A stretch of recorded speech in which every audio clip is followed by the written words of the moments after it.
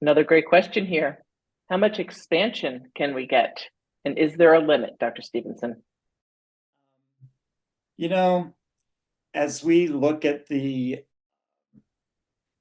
kind of the history of orthodontics, early on, there was a lot of tooth extractions going on with a lot of our cases, and the pendulum swung from everybody getting extractions to expanding arches more so we could get less expansion.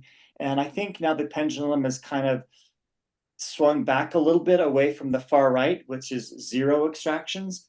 But definitely, we do not want to do a whole bunch of extractions because it tends to change our face.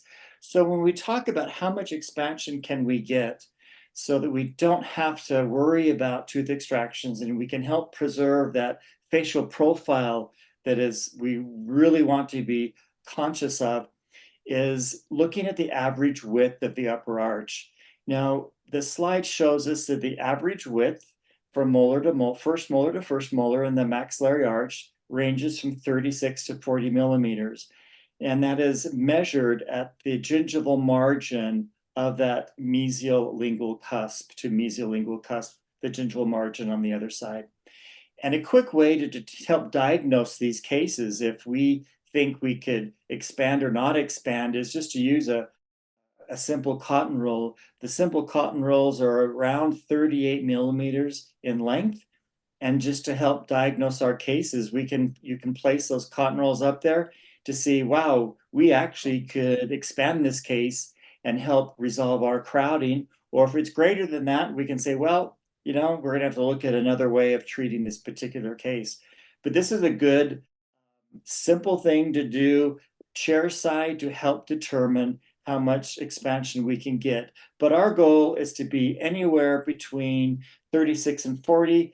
And when I look at cases, I'm pretty much always, when I'm reviewing them, I'm looking at the 38 millimeter mark.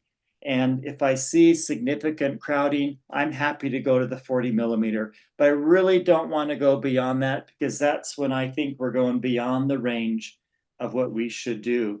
Now let's look at that case on the lower that I mentioned earlier with this lingual inclination of the molars. You can see the top and you can see the bottom that it has been uprighted. Now, just to visually see how much space, not measuring it in millimeters, but I just kind of did a simple blue grid line and a simple red grid line and just copy and pasted them down below. And you can see that just by uprighting lower molars, we gain arch length. We expand, quote unquote, expand the lower arch. Once again, I don't like saying expanding the lower arch, but because we don't really do it, we're just uprighting. But the main purpose here is we are gaining arch length to help resolve crowding. And when we work in cases with Candid Pro, our technicians actually start with the lower arch and uprighting those molars. And that also helps us determine how much expansion we actually can get in the upper arch. And it's surprising that it does get to that average of 36 to 40 millimeters.